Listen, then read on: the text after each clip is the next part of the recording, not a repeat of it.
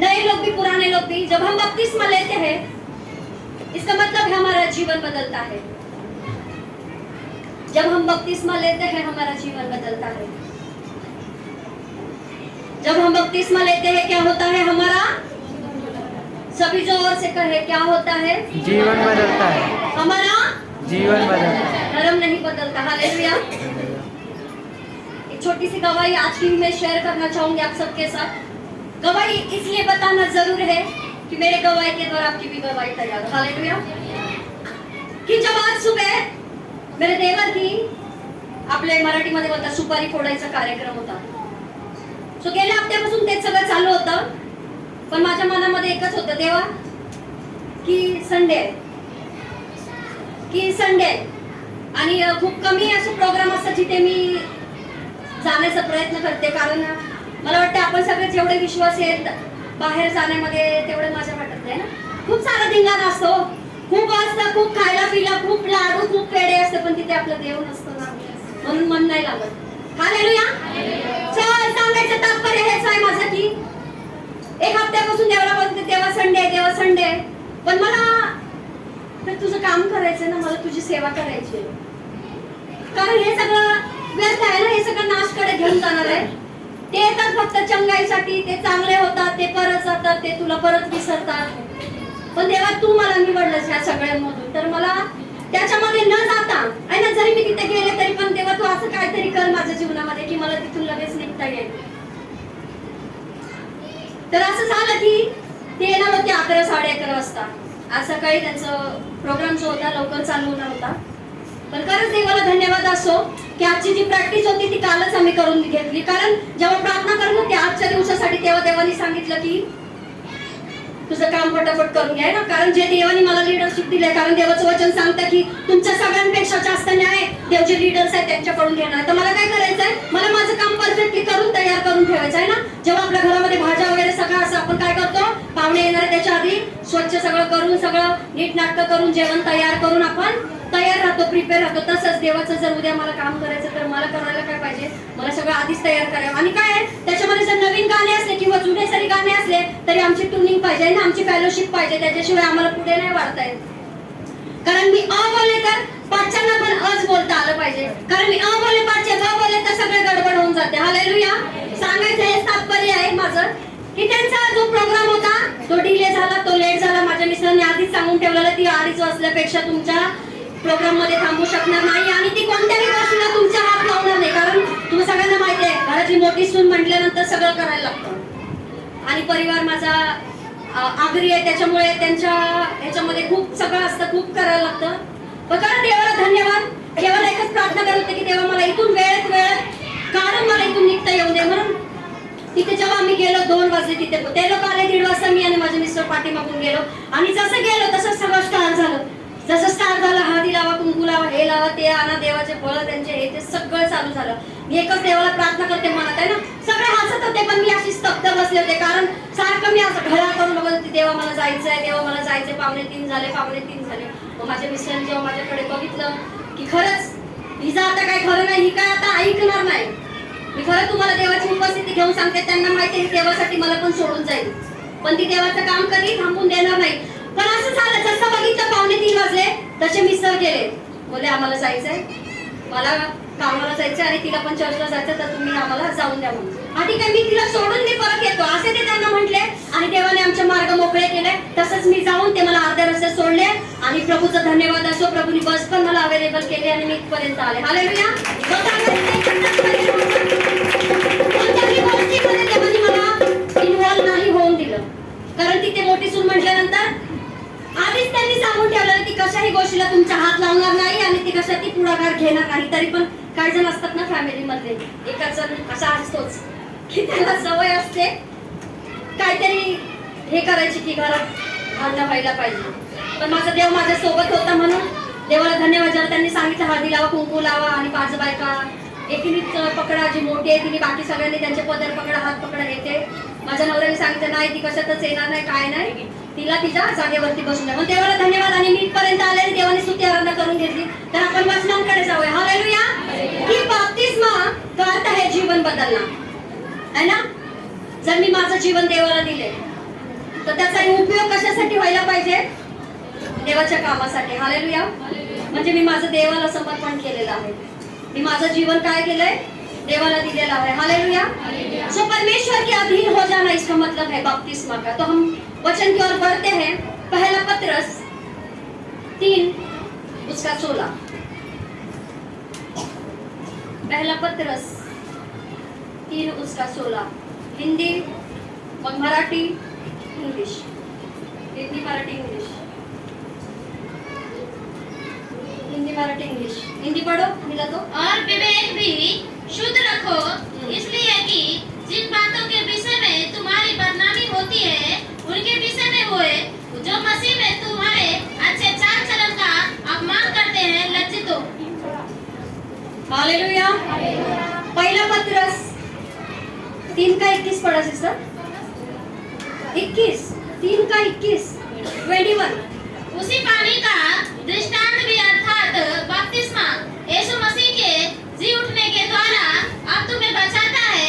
इससे शरीर के मैल को दूर करने का अर्थ नहीं है, परंतु शुद्ध विवेक से परमेश्वर के वश में हो जाने का अर्थ है. हालेलुया. क्या कहता है वचन यहाँ पे? मराठी मध्ये वाचा सिस्टर.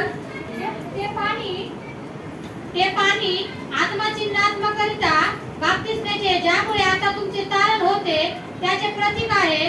बाप्तिस्मा म्हणजे शरीरावरील धूळ काढणे नव्हे, तर तो देवाकडे शुद्ध विवेक मिळावा म्हणून केलेला करार आहे. हालेलुया.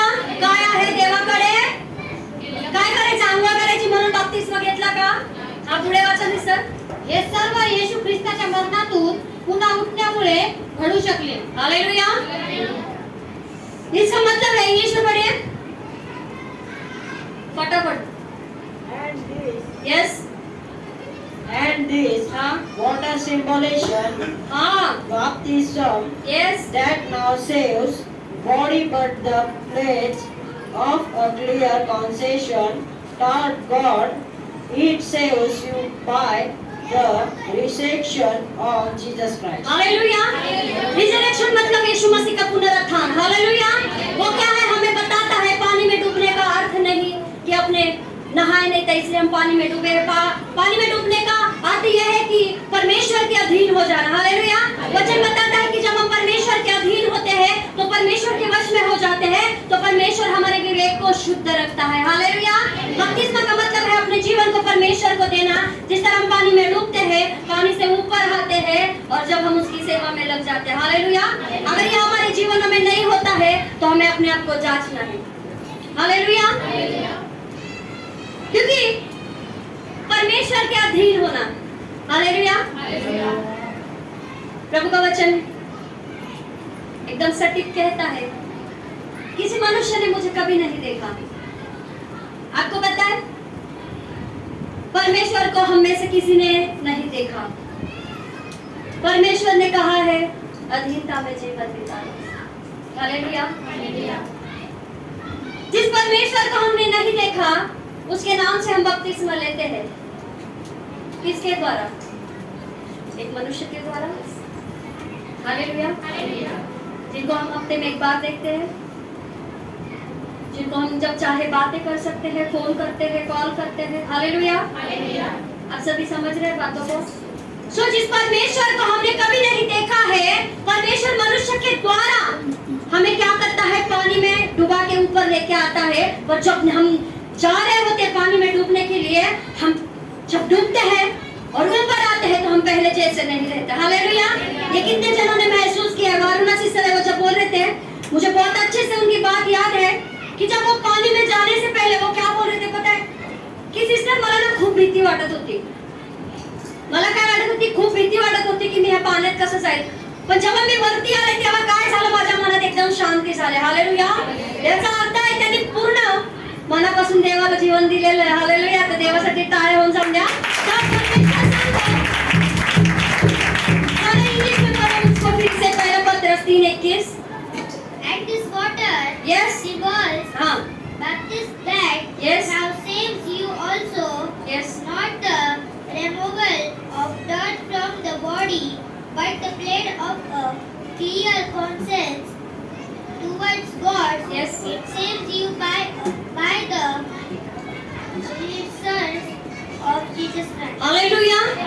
रिजर्वेशन का मतलब है परमेश्वर का पुनरुत्थान, उसके द्वारा हम बचते हैं। क्यों बचते हैं पता है? क्योंकि हम पहले क्या थे? पाप के अधीन थे। पहले क्या थे? हम पाप के अधीन थे। परमेश्वर चाहता है इसलिए कि पाप तुम्हारे नश्वर शरीर में राज्य न करे, कि तुम उसकी लालसा के अधीन रहो। हालेलुया। क्योंकि हम पहले क्या करते थे? अपने अंगों को अधर्मों के लिए सौंप देते थे, है ना? रोमियो 6 उसके 16 में लिखा है, पढ़ना नहीं है कि हम जिसकी आज्ञा मानते हैं हम उसके जैसे हो जाते हैं। हालेलुया।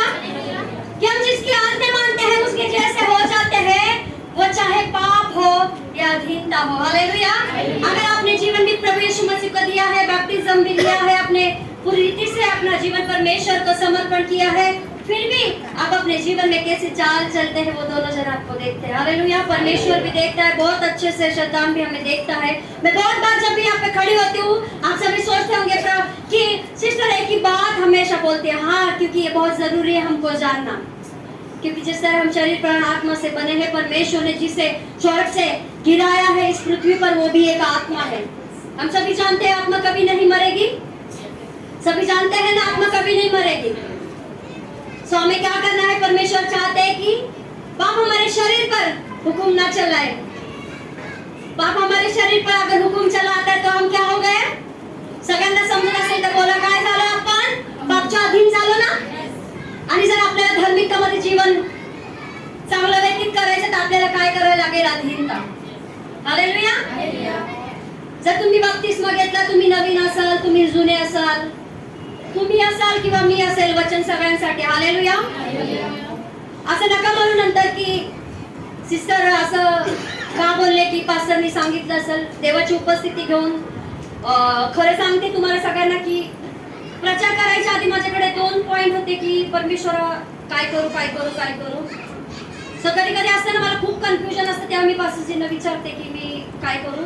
पण ह्या अशा गोष्टींमध्ये खूप काय असं होणार होतं पुढे, मला माहिती नव्हतं। जे काही झालं XYZ विसरून जावा, पण मी विचार केला, फोन पण घेतला 2 वेळा, विचारू का, पण म्हटलं नाही देवा, तू मला काय सांगतो, मला तुझे शब्द ऐकायचे आहे ना, की तुझा काय शब्द येणार आहे, तुझं काय वचन येणार आहे जे लोकांच्या जीवनामध्ये कार्य करणार आहे, तर तूच मला सांग। त्याच्यामुळे मी 3 चिठ्ठ्या काढल्या आणि एका चिठ्ठीवर नाही म्हणून लिहिलं, 4 चिठ्ठ्या काढल्या, एकावर नाही म्हणून लिहिलं, एकावर माझे 2 टॉपिक एकावर लिहिले आणि सेम चिठ्ठीवरती मी 2 टॉपिक लिहिले। तर मला बघायचं होतं जर सेमच चिठ्ठी 2 वेळा आली म्हणजे देवाचा निर्णय आहे की हेच वचन दे। हालेलुया। एक चिठ्ठी पहिल्यांदा आली की दुसरा जो प्रचार होता माझा तो आली, नंतर मी परत चिठ्ठी काढली तर मला आजचं जे वचन आहे की बपतिस्मा का अर्थ क्या है, परमेश्वर के अधीन हो जाना क्या है, ही चिठ्ठी आली। म्हटलं देवा जर तुझी हीच इच्छा असेल तर जी चिठ्ठी आले ना ती चिठ्ठी परत येऊ दे, म्हणून मी अशा 2 चिठ्ठ्या बनवल्या होत्या, ती चिठ्ठी परत आली। हालेलुया। सो देवाने सांगितलं, म्हणून ही देवाची आज्ञा आहे जी मला इथे सांगायचीच आहे। तर आपण दुसरं वचन बघूया, दुसरा पत्रस 1 त्याचं 4, दुसरा पत्रस 1 त्याचं 4, दूसरा पत्रस पढ़ो मिला तो। जिनके द्वारा उसने हमें बहुमूल्य और बहुत ही प्रतिज्ञाएं दी है, ताकि जिनके द्वारा तुम उस सड़ाहट से छूटकर जो संसार में बुरी अभिलाषाओं से होती है, ईश्वरीय स्वभाव में के सहभागी हो जाओ। हालेलुया। क्या चाहते हैं परमेश्वर जब हम अधीन होते हैं तो? हाँ, हिंदी पढ़िए, मराठी मध्ये वाचा सिस्टर। या गोष्टीच्या Yes. म्हणजे गौरव हा. व चांगुलपणा यांच्याद्वारे देवाचे देवासारखे व्हावे आणि जगातील दुष्ट लोकांच्या वासनामुळे नाशापासून सुटका करून घ्यावी। हालेलुया। इंग्लिश फटाफट। Through this, Yes. He has given us their very great expect the corruption in the world occasioned by evil deeds. Hallelujah. जब हम परमेश्वर के अधीन हो जाते हैं ना, पहला वचन जब हमने पढ़ा कि बपतिस्मा का अर्थ है परमेश्वर के अधीन हो जाना। इसका मतलब है इस संसार में बहुत सारी सड़ाहट है। सड़ाहट पता है छोटे से होती है। आपको पता है मक्खी जब बैठती है, एक मक्खी फिर दूसरे चीजों पर जाके बैठती है, वो चीजें कैसी हो जाती है? थोड़ी गंदी, फिर थोड़ी गंदी, फिर थोड़ी गंदी, 4 दिनों बाद और गंदी, हफ्ते भर आप देख ही नहीं सकते उसे, फिर हम कचरे के डब्बे के बाजू में देखते हैं बहुत सारी चीजें फेंकी हुई रहती है। क्या कोई अच्छी वस्तुएं देखते हैं आप फेंकी हुई? मुझे बताइए, डस्टबिन के बाजू में क्या कभी अच्छी वस्तुएं फेंकी हुई देखी? सो परमेश्वर उसी तरह चाहते हैं कि ये संसार में बहुत सारी चीजें, बहुत सारी अभिलाषाएं जो हमारी देह के द्वारा होती है, परमेश्वर उस सड़ाहट से हमें बचाना चाहते हैं। हालेलुया। वो सड़ाहट हमारे प्रतिदिन जीवन में आती है, वो थोड़ी थोड़ी सी होके हमारे अंदर, हमारे भीतर, हमारे स्वभाव में। पर परमेश्वर की क्या इच्छा है कि वो हमें इस सड़ाहट से छुड़ाना चाहते हैं और अपने समानता में बनाना चाहते हैं। हालेलुया। आपको पता है परमेश्वर ने आदम को अपने स्वरूप और समानता में बनाया था, क्योंकि जैसा एक मनुष्य के आज्ञा न मानने के द्वारा क्या आया? पाप जगत में आया, है ना। हम सभी जानते हैं पाप क्या आया? जगत में आया। और कि जैसा पाप ने मृत्यु फैलाते हुए राज्य किया। कैसे राज्य किया पाप ने? मृत्यु फैलाते हुए। पर प्रभु यीशु मसीह के द्वारा अनुग्रह और अनंत जीवन आया। हालेलुया। सबको पता है कि जब हम बोलते हैं ना कि कितने लोगों ने बपतिस्मा लिया है, वही प्रभु के देह में भागी हो, सहभागी हो, अपने आप को जांचे और परखे। फिर भी बहुत सारे ऐसे लोग होते हैं ना कि अपने आप को हम नहीं परखते। आपको पता है ऐसा करने के द्वारा बाइबल कहती है बहुत सारे लोग सो भी गए, सोने का अर्थ है बहुत सारे लोग मर भी गए और बहुत सारे लोग अपने ऊपर दंड लाते हैं इस वजह से। हालेलुया। हम वचन पढ़ते हैं पहला कुरिन्थियों 11 उसका 27, 11:27 हिंदी, नंतर मराठी, नंतर इंग्लिश। फटाफट काढून ठेवा।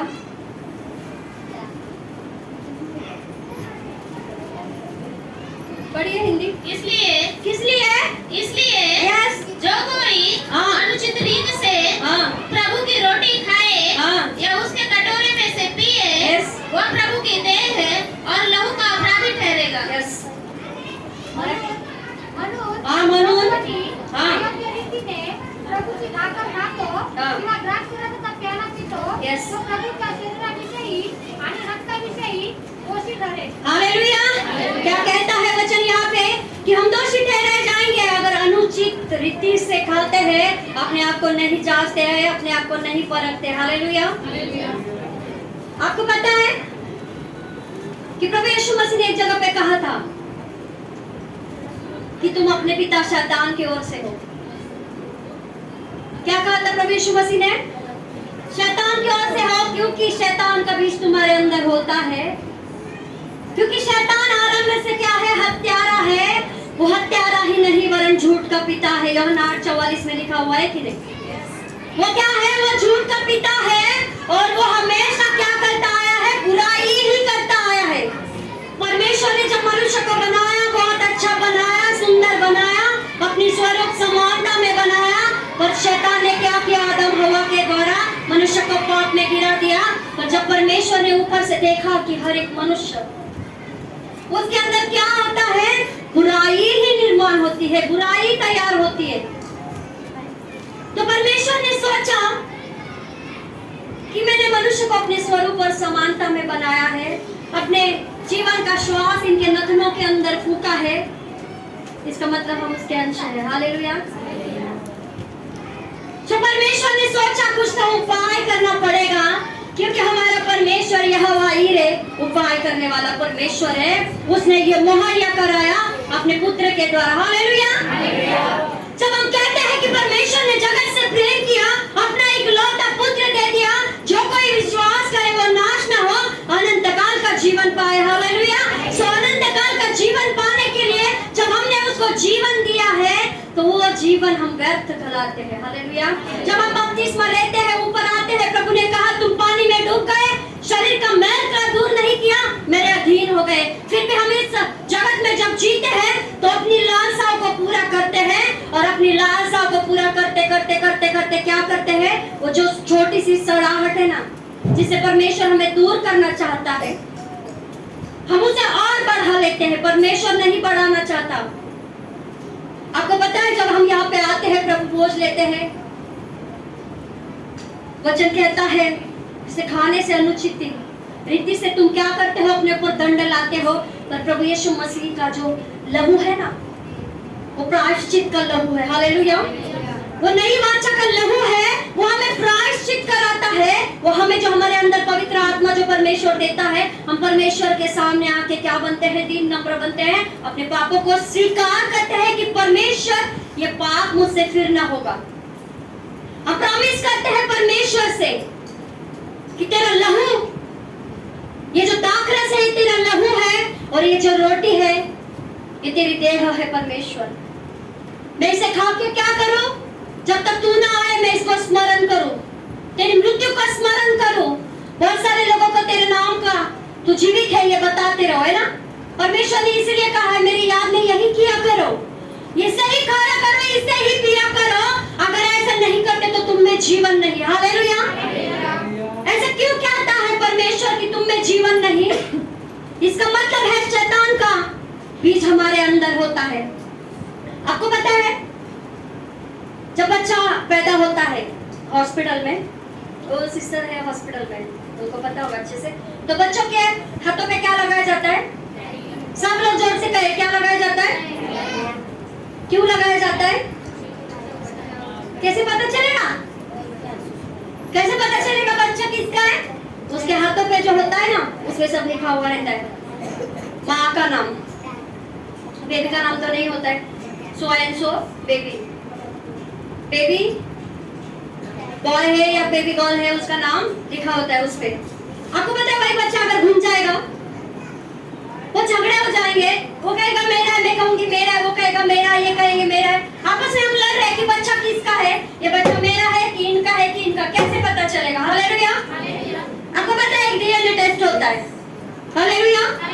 हम थोड़ी सी जनरल नॉलेज भी लेंगे क्योंकि पास्टर जी ने मतलब ऐसे कहते हैं हमेशा कि थोड़ा जनरल नॉलेज की ओर भी जाएंगे तो बहुत अच्छे से परमेश्वर के वचनों को हम समझ सकते हैं। हालेलुया। सो क्या होता है? डीएनए टेस्ट होता है। डीएनए टेस्ट से क्या पता चलता है? आपको पता है कि बच्चे का पिता कौन है? हालेलुया। ये जो डीएनए टेस्ट है ना, ये ब्लड से होता है। जो हमारा खून होता है उसमें बहुत सारी कोशिकाएं होती है। हमारे खून के अंदर लाल कोशिकाएं होती है, सफेद कोशिकाएं होती है ना, जो बाहर से आने वाली है, जिसको हम बोलते हैं कि वो लड़ने वाली कोशिकाएं होती है, व्हाइट, जिनको प्लेटलेट्स बोला जाता है। वो कम होने से बहुत सारे बुखार आते हैं, ये होता है, बहुत सारे वायरस हमारे अंदर एंटर करते हैं। हालेलुया। तो परमेश्वर का धन्यवाद हो कि डीएनए, इसका मतलब है आरसीयू, राइबोन्यूक्लिक एक अम्ल होता है हमारे शरीर के अंदर, इसे डीएनए टेस्ट कहते हैं। हालेलुया। इससे क्या होता है?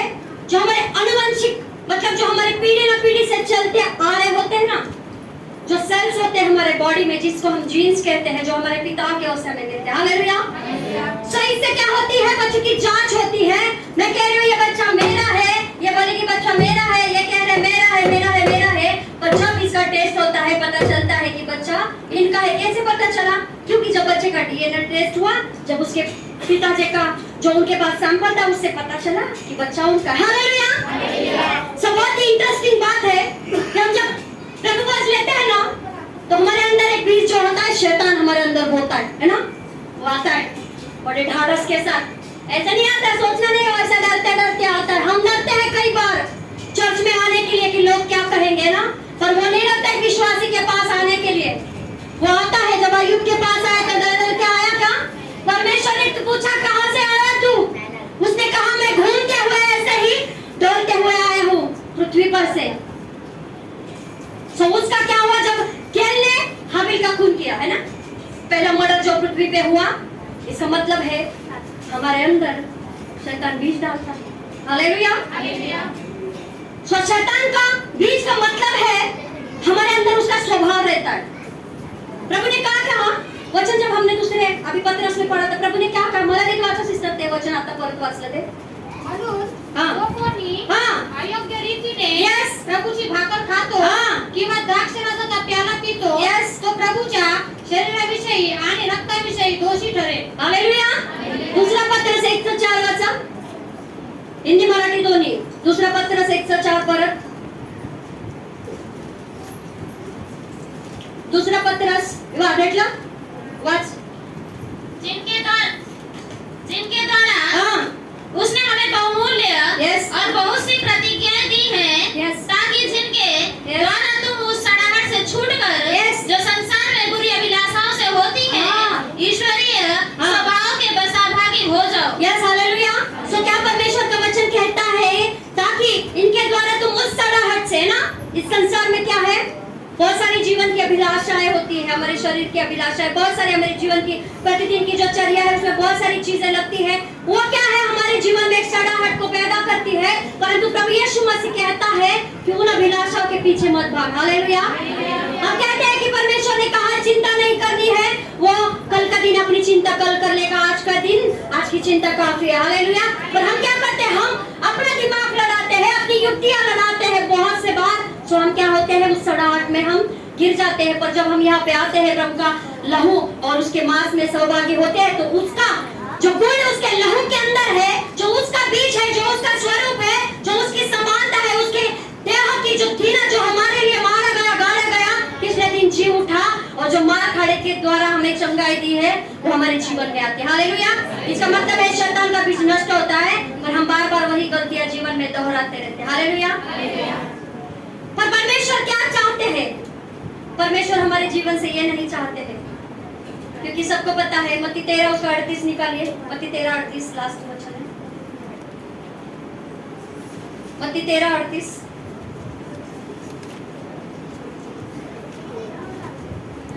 हाँ खेत संसार है, यस अच्छा बीज राज्य की संतान। हालेलुया। एक मिनट, क्या है ये बीज बोने वाले का दृष्टांत है। इसका अर्थ प्रभु यीशु मसीह चेलों को समझा रहे क्या है, खेत संसार है। इसका मतलब है कि अच्छा बीज भी है और बुरा बीज भी है, दोनों बीज का यहाँ पे दृष्टांतों का अर्थ बताया गया है। आगे खेत संसार है, अच्छा बीज राज्य की संतान। Yes. और जंगली बीज दृष्टि की संतान है। Hallelujah. English The state yes for the people of the kingdom, the weeds are the people of the evil one. Hallelujah. अच्छा बीज क्या है, परमेश्वर की संतान। तो हमारे भी हम किसकी संतान होनी चाहिए? यहाँ पे आगे लिखा है कि जंगली बीज दुष्ट की संतान है। हालेलुया। हम जब यहाँ पे आते हैं, उसका मांस और लहू पीते हैं, अपने पापों का प्रायश्चित करते हैं, हमें अच्छा बीज बनना है। जब यहाँ पे आते हैं, वचन सुनते हैं, अपने मन को तैयार करते हैं, तो उपजाऊ भूमि बनती है। आपको पता है एक बार मुझे यहाँ पे प्रभु भोज के लिए पास्टर जी ने कहा था प्रार्थना करने के लिए। सच में मुझे पता नहीं था कैसे प्रार्थना करनी प्रभु भोज के लिए, कभी नहीं किया था लाइफ में। एक ही बार प्रचार किया था प्रभु भोज के लिए।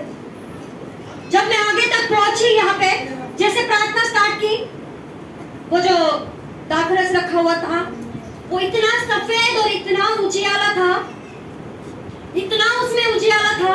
और जो रोटी रखी हुई थी, आपको पता है हम तंदूरी करते तो कैसे वैसे दाग रहते हैं उसके ऊपर, ऐसे लाइन लाइन रहती है बहुत सारी तंदूरी के ऊपर, वैसे घाव मैंने उस मांस के ऊपर देखे। हालेलुया। इसका मतलब सच में उस लहू में क्या है, जीवन है। और जो उसके कोड़े खाने से जो हमें चंगाई मिलती है, वो आज भी चंगाई जीवित है। हालेलुया। क्योंकि परमेश्वर की देह आज भी जीवित है ना।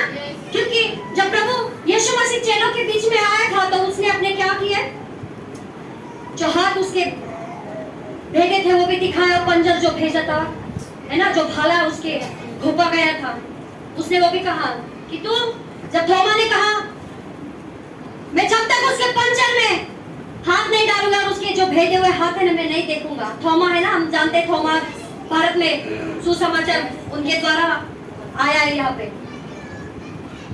सो प्रभु ने कहा अविश्वासी नहीं तू विश्वासी बन, परंतु धन्य है वह जो बिन देखा मुझ पर विश्वास करेगा। हालेलुया। सो हम देखा है कि प्रभु यीशु मसीह को कभी, पर आज वचन पढ़ते हैं, वचन देखते हैं, फिर भी हम वही गलतियां बार बार करते हैं। जब प्रभु कहते हैं कि अनुरुचित खाने से, है ना, इसका मतलब है हम आज्ञा का उल्लंघन करते हैं। जब हमने बपतिस्मा लिया है, जीवन प्रभु को दिया है, फिर भी हमारे जीवन में हम बहुत सारी गलतियां करते हैं, पर हमारे लिए वो लहू जो प्रायश्चित के लिए दिया है उसका अपमान मत कीजिए बार बार। हालेलुया। देखिए, अपमान करने के द्वारा परमेश्वर को हमारी जरूरत नहीं है। आपको पता है प्रभु कहता है मैं पत्थरों को भी खड़ा करूंगा, परंतु हमारे जीवन में हमको परमेश्वर की जरूरत है। हालेलुया। आपको पता है एक व्यक्ति था, एक उदाहरण बता रही हूं आपको। एक व्यक्ति था जिसको वो बहुत कैंसर से पीड़ित था, एकदम लास्ट स्टेज थी उसकी। जब उसको प्रभु यीशु मसीह के बारे में बताया गया कि प्रभु यीशु मसीह चंगा करता है, उसकी सभाएं चलती है, चंगाई की प्रार्थना सभाएं होती है, पासवान हाथ रखते हैं, बीमार चंगे होते हैं। अगर तेरे अंदर विश्वास है तो परमेश्वर तुझे क्या करेगा? चंगा करेगा। हालेलुया। सब कहे क्या करेगा? परमेश्वर चंगा करेगा। पर उसने क्या किया? जो भाई उसे लेके गए थे चर्च, जब उसने कहा, वहां से प्रचार हो रहा था कि अपने मुंह से अंगीकार कीजिए कि प्रभु ने आपको चंगा किया। हालेलुया। तो भाई फर्स्ट टाइम गए थे चर्च में, बोलते हैं बाहर के लोगों को जो बीमार होते हैं ना, वो कुछ भी करके चंगा होना चाहते हैं। हम सबको पता है जब हम बीमार होते थे पहले ना, अभी नहीं पहले, तो हम सोचते थे कुछ भी करके डॉक्टर हमको एक ही डोज में अच्छा कर दे, 5 डोज ना खाना पड़े, लेकर औषध नाही आवडत आपल्याला खायला दे। तो भाई ने सोचा कि अगर ये सच में परमेश्वर है ना, तो मुझे छुए और मुझे चंगा करे। हालेलुया। उसने विश्वास किया और वो चंगाई का जो प्रार्थना सभा थी वहां पे, उसने कहा प्रभु मुझे चंगा करना, अगर तू सच में परमेश्वर है। वो उसी समय हील हो गए। हालेलुया। जब लास्ट स्टेज थी उसकी, कैंसर की क्या थी, लास्ट स्टेज थी, उसने विश्वास किया, वो चंगा हो गया। जब जैसे जैसे वो चर्च आते गया, उसने पूरा जीवन परमेश्वर को दिया है ना। चंगा होने का मतलब ये नहीं कि वो एकदम ही तंदुरुस्त हो गया, क्योंकि जब कैंसर के पेशेंट होते हैं वो एकदम टूट जाते हैं, उनकी बहुत सारी ट्रीटमेंट स्टार्ट होती है, उनके बाल झड़ जाते हैं, बहुत सारी चीजें होती है, लोग भी उन्हें चिढ़ाते हैं, लोग उनकी तरफ कैसी कैसी नजरों से देखते हैं, पता नहीं कौन सी बीमारी होगी, ऐसा ऐसा। तो वो उसी समय वो भी सारी बहुत सारी बातों से जूझ रहे थे, परंतु जब उन्होंने बपतिस्मा लिया और अपना जीवन प्रभु को दिया, जो शैतान ने उनके अंदर जो जीवन की जो सड़ाहट डाली थी, परमेश्वर ने उनसे भी उनको बाहर निकाला। हालेलुया। परमेश्वर ने पूरी रीति से उनको चंगा किया। और आज हम क्या करते हैं पता है? वो कैंसर का पेशेंट क्या हुआ? वो चर्च में आया, उसने बपतिस्मा लिया, उसने प्रभु को जीवन दिया, पर आज विश्वासी उल्टा करते हैं। आज विश्वासी क्या करते हैं? यहाँ पे आते हैं, प्रभु को जीवन देते हैं, हम चंगाई पाते हैं, सब कुछ अपने जीवन में पाते हैं, पर फिर से संसार की ओर चले जाते हैं। फिर शैतान छोड़ेगा क्या? वो छोड़ेगा? वो नहीं छोड़ेगा। वो फिर से वही बीमारी हमारे जीवन में लेके आता है। हम कहते हैं पता नहीं मैंने क्या किया था कि प्रभु यीशु मसीह ने फिर से मुझे बीमार कर दिया। नहीं, वचन कहता है कि ये शरीर परमेश्वर का मंदिर है ना। पहले नहीं जानते थे, अब जान गए ना।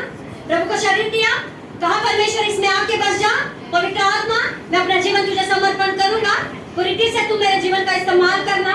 परंतु क्या किया? फिर से उसी पाप में, फिर से उसी पाप में। हालेलुया। अब उसी का 50 पढ़ते हैं, लास्ट में क्या होगा? 50 और उन्हें आग के कुंड में डालेंगे। 1 मिनट। हालेलुया। किनको? नरक के कुंड में डालेंगे। जब एक बच्चे के अंदर डीएनए का टेस्ट करना है तो पिता का टेस्ट के द्वारा क्या हुआ? बच्चे का पता चला ना। तो हमारे अंदर जब हम मांस और लहू खाते हैं, जब उसकी देह को यानी उसके लहू को पीते हैं, तो हमारे अंदर यीशु मसीह का डीएनए तैयार होता है। हालेलुया। तो क्या होगा? हमारे अंदर उसका डीएनए आएगा, जो उसके लहू के अंदर गुण है ना, वो हमारे अंदर आएंगे। हालेलुया। तो क्या होगा? अंतिम के दिनों में क्या करेंगे? परमेश्वर के स्वर्गदूत आएंगे ना, वो क्या करेंगे? जगत का तो क्या करेंगे?